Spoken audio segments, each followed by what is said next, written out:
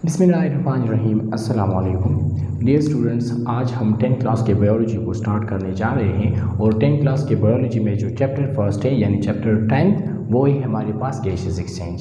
और gases exchange जो first chapter है उसमें जो फर्स्ट टॉपिक है वो है रिस्पायरेशन, गैसेस एक्सचेंज और ब्रीथिंग। तो आज हम पढ़ेंगे ब्रीफली रिस्पायरेशन, गैसेस एक्सचेंज और ब्रीथिंग के बारे में। इंशाल्लाह इसके बाद जो वीडियोस क्लासेस हम लेंगे उनमें हम डिटेल से पढ़ेंगे रिस्पायरेशन, गैसेस एक्सचेंज और ब्रीथिंग के बारे में। एक एक करके हम डिटेल से पढ़ेंगे। यहाँ पर फर्स्ट जो हमारे पास सब टॉपिक है इसमें वो है रिस्पायरेशन। तो फर्स्ट हम रिस्पायरेशन के बारे में पढ़ते कि रिस्पायरेशन किसे कहते हैं।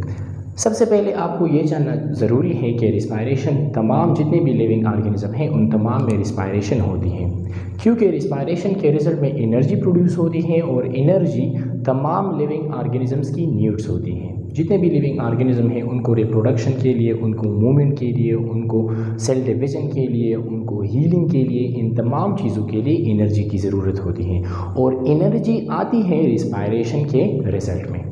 बेसिकली रिस्पायरेशन को हम डिफाइन किस तरह करते हैं। Respiration is a biochemical process. Respiration एक बायोकेमिकल प्रोसेस है इन विच कम्प्लेक्स ऑर्गेनिक सब्सटेंसेस, जिसमें कम्प्लेक्स ऑर्गेनिक सब्सटेंसेस यानी C6H12O6 आर ब्रोकन डाउन, इसकी तोड़ फोड़ होती है and to simpler substances, simpler substances को, सादा सब्सटेंसेस को, और वो सिंपलर सब्सटेंसेस होते हैं कार्बन डाइऑक्साइड प्लस वाटर।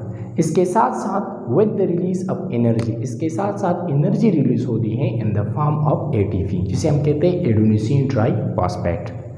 तो बेसिकली रिस्पायरेशन एक बायोकेमिकल प्रोसेस है। इसे हम बायोकेमिकल प्रोसेस का लफ्ज़ क्यों, ये नाम हमने क्यों दिया इसे, क्योंकि ये हमारे पास एक केमिकल प्रोसेस है, एक केमिकल रिएक्शन है, और जब केमिकल रिएक्शन होता है इनसाइड द लिविंग ऑर्गेनिज्म तो इसे हम बायोकेमिकल रिएक्शन कहते हैं या बायोकेमिकल प्रोसेस कहते हैं।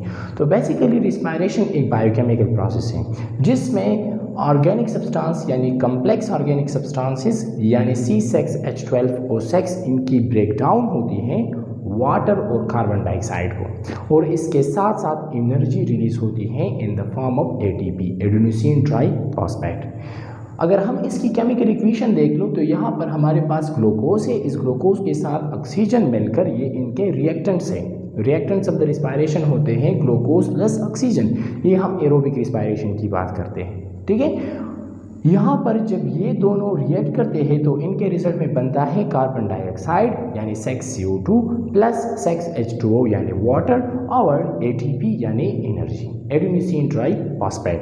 अब एरोबिक रिस्पायरेशन जो है लिविंग ऑर्गेनिज्म में या इनसाइड द सेल ये होता है कहाँ पर, इनके दो स्टेप्स जो बेसिक स्टेप्स हैं इलेक्ट्रॉन ट्रांसपोर्ट चेन और क्रेब्स साइकिल, ये होता है इनसाइड द माइटोकॉन्ड्रिया। माइटोकॉन्ड्रिया एक इम्पोर्टेंट ऑर्गेनेली है जिसे हम power house of the cell भी कहते हैं, जो तमाम यूकैरियोटिक सेल्स जो है उनमें प्रेजेंट होती है।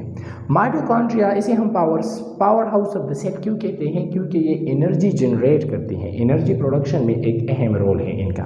ये हमारे पास माइटोकॉन्ड्रिया है, इसके कुछ पार्ट्स मैंने यहाँ पर लिखे हैं। ये हमारे पास इसका है आउटर मेम्ब्रेन, ठीक है, this is the outer membrane. ये है इसका इनर मेम्ब्रेन, और इनर मेम्ब्रेन जो है वो इनवर्ड साइड फोल्ड हुआ है। जो पोलर स्ट्रक्चर इसमें बने हुए हैं इसे कहते हैं क्रेस्टा, ठीक है। यहाँ पर एक माचिस की तीलियों की तरह स्ट्रक्चर्स होते हैं, इसे कहते हैं F1 पार्टिकल्स, और ये F1 particles basically ATP synthesis ये F1 पार्टिकल्स करते हैं, ठीक है। अब यहाँ पर हम जो रिएक्टेंट्स है रिस्पायरेशन के वो है फूड और ऑक्सीजन। ये फूड और ऑक्सीजन माइटोकॉन्ड्रिया में एंटर होकर क्या बनाते हैं, कार्बन डाइऑक्साइड, वाटर और ATP। एक बात याद रखिएगा कि रिस्पायरेशन के 3 स्टेप्स होते हैं, ग्लाइकोलिसिस, इलेक्ट्रॉन ट्रांसपोर्ट चेन और क्रेब्स साइकिल। इंशाल्लाह डिटेल में हम रिस्पायरेशन को पढ़ेंगे अपने अगले वीडियो में। यहाँ पर जो 2 बेसिक स्टेप्स होते हैं इलेक्ट्रॉन ट्रांसपोर्ट चेन और क्रेब्स साइकिल, वो होते हैं इनसाइड द माइटोकॉन्ड्रिया, ठीक है। ये हो गया हमारे पास रिस्पायरेशन। अब आते हैं गैसेस एक्सचेंज के बारे में। गैसेस एक्सचेंज को हम क्या कहते हैं, गैसेस एक्सचेंज मीन गैसों का तबादला, एक्सचेंज कहते हैं तबादले को। तो basically the exchange of oxygen in carbon dioxide और ऑक्सीजन के तबादले को कहाँ पर, between organism and it's environment, एक ऑर्गेनिज्म और इस एनवायरनमेंट के माबैन, ठीक है। जब ऑर्गेनिज्म और एनवायरनमेंट के दरमियान ऑक्सीजन और कार्बन डाइऑक्साइड की एक्सचेंज होती है, उस अमल को हम क्या कहते हैं, उस अमल को हम कहते हैं गैसेस एक्सचेंज, यहाँ पर ऑक्सीजन और कार्बन डाइऑक्साइड गैसेस हैं और इसकी एक्सचेंज होती है। यानी अगर यहाँ पर हम देख लें, मैंने एक डायग्राम ड्रा किया है, ये हमारे पास है ब्रांकस, ठीक है। डिटेल स्ट्रक्चर में यहाँ पर आप लोगों को समझाऊंगा।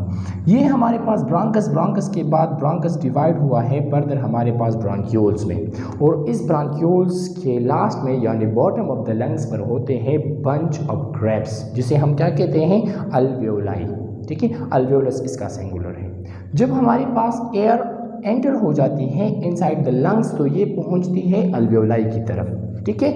ये आते हैं यहाँ पर ऑक्सीजन, यहाँ पर एन हो गया ब्रांकस में, ब्रांकस के बाद ब्रांक्यूल्स में आ गया और ब्रांक्यूल्स के बाद अल्वेओलाई में, ठीक है। अल्वेओलाई, अगर ये मैंने यहाँ पर एक अल्वेओलस को ड्रा किया हुआ है, ये एक अल्वेओलस है। अल्वेओलाई सैक लाइक स्ट्रक्चर होते हैं जो लंग्स के बॉटम में पाए जाते हैं।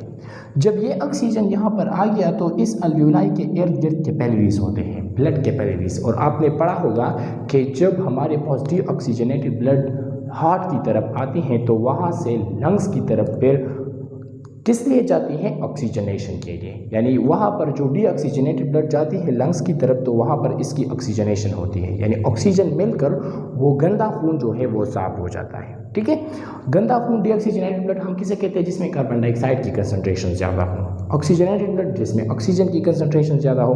तो यहाँ पर जब डीऑक्सीजनेटेड ब्लड आती है तो उसमें कार्बन डाइऑक्साइड मॉलिक्यूल की कंसंट्रेशन ज़्यादा होती है। यहाँ पर अल्वेओलस पर क्या आ गया, ऑक्सीजन ज़्यादा आ गए, तो क्या होता है, यहाँ पर डिफ्यूजन होता है। ये बात याद रखिए कि गैस एक्सचेंज होता है थ्रू डिफ्यूजन के जरिए। तो यहाँ पर जो ऑक्सीजन मॉलिक्यूल है ये बाहर आ गए, कहाँ पर, ब्लड के साथ मिल गए, और जो कार्बन डाइऑक्साइड मॉलिक्यूल थे वो हमारे पास कहाँ गए, वो गए हमारे पास इनसाइड द अल्वेओलस।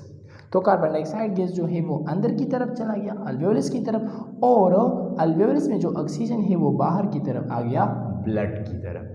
ब्लड हमारे पास बन गया ऑक्सीजनेटेड, और जो कार्बन डाइऑक्साइड आ गया यहाँ पर अल्वेओलस, तो वो अल्वेओलस से वापस उसी रास्ते पर बाहर निकल गया बॉडी से। तो बॉडी को गया कौन था, ऑक्सीजन, वापस कौन आया, कार्बन डाइऑक्साइड। तो ये तो एक्सचेंज हो गया। ये एक्सचेंज किसका हुआ, गैसेस का। किसके दरमियान, ऑक्सीजन कहाँ से लिया हुआ था, एनवायरनमेंट से, वापस कार्बन डाइऑक्साइड किसने दिया, बॉडी ने। तो बॉडी और एनवायरनमेंट के दरमियान एक्सचेंज हो गया। ये एक्सचेंज किन चीज़ों के हो गया, गैसेस का, और लिविंग बॉडी और एनवायरनमेंट के दरमियान, तो इसे हम कहते हैं गैसेस एक्सचेंज। नेक्स्ट हमारे पास जो है वो ब्रीथिंग है। ब्रीथिंग हम बेसिकली किसे कहते हैं, ब्रीथिंग कहते हैं सांस लेना, ब्रीथिंग हम कहते हैं सांस लेना। तो basically the inhalation and exhalation of air, air का अंदर जाना और वापस बाहर निकलना, इसे हम कहते हैं ब्रीथिंग, ठीक है। अब एयर जब एंटर बॉडी की तरफ जाती है, लंग्स की तरफ, तो वो कुछ पार्ट्स के जरिए ही जाती है।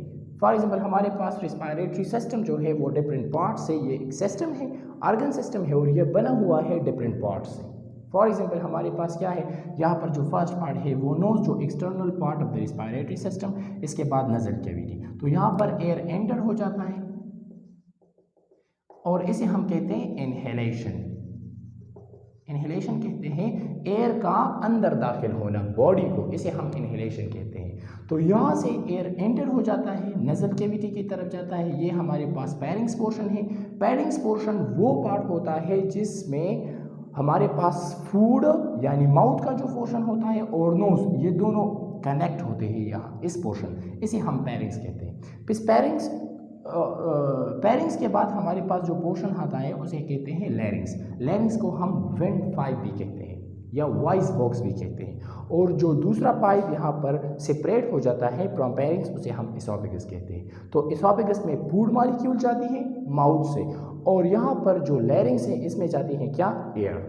अब पैरिंग्स का जो अपर पार्ट होता है इसे हम ग्लोटिस कहते हैं, और ग्लोटिस के ऊपर हमारे पास ये छोटा सा जो ढक्कन लगा हुआ है इसे कहते हैं एपिग्लोटिस। अब एपिग्लोटिस का फंक्शन क्या है, तो बेसिकली एपिग्लोटिस जो है वो हमारे पास फूड मॉलिक्यूल प्रिवेंट करता है from entering to larynx. Larynx को फूड मॉलिक्यूल प्रिवेंट करती है कि ये फूड मॉलिक्यूल ना जाए यहाँ पर, इसकी प्रिवेंशन करती है फूड मॉलिक्यूल की, क्योंकि यहाँ पर सिर्फ एयर जाएगी, यहाँ पर सिर्फ एयर जाएगी। तो यहाँ पर हमारे पास लेरिंग्स की तरफ एयर आती है। इसके बाद हमारे पास ये जो पोर्शन होता है इसे हम ट्रेकिया कहते हैं। फिर ट्रेकिया में मूवमेंट करेगी। इसके बाद हमारे पास दो ब्रोंकस होते हैं, इसे हम ब्रोंकस कहते हैं, प्लूरल हमारे पास है ब्रोंकाई। इसके बाद हमारे पास ये ब्रोंकस फर्दर सब डिवाइड होता है जिसे हम ब्रोंक्यूल्स कहते हैं। और लास्ट में हमारे पास क्या है, अल्वेओलाई। तो एयर इसी के ज़रिए हमारे पास नोज नजल कैविटी, इसके बाद पैरिंग्स, पैरिंग्स के बाद लेरिंग्स के बाद ट्रेकिया के बाद ब्रांकस के बाद ब्रांक्यूल्स और ब्रांक्यूल्स के बाद लास्ट में जाती है कहाँ पर, अल्वेओलाई। दोबारा भी इसी ही रास्ते से वापस निकल कर आती है, अल्वेओलाई से ब्रांक्यूल्स से ब्रांकस से ट्रेकिया से लेरिंग्स से पैरिंग्स और पैरिंग्स से नजल कैविटी से हमारे पास नोज के ज़रिए वापस एयर एक्सहेल हो जाती है। यहाँ पर एयर एक्सहेलेशन होती है, एयर की एक्सहेलेशन कहते हैं बाहर निकलना, ठीक है, और इसे कहते हैं अंदर दाखिल होना। तो बेसिकली ब्रीथिंग कहते हैं इनहेलेशन अंदर दाखिल होना एंड एक्सहेलेशन और बाहर निकलना, किसकी, एयर की, ठीक है। बॉडी को एयर का अंदर दाखिल होना और बॉडी से एयर का बाहर निकलना, इसे हम कहते हैं ब्रीथिंग, ठीक है। तो ये हमारे पास एक डिटेल हमने पढ़ी रिस्पायरेशन, गैसेस एक्सचेंज और ब्रीथिंग के बारे में। इंशाल्लाह अपनी अगली वीडियो में हम डिस्कस करेंगे डिटेल में रिस्पायरेशन, गैसेस एक्सचेंज और ब्रीथिंग। आज के लिए इतना काफ़ी है। That's enough for today. Thank you very much.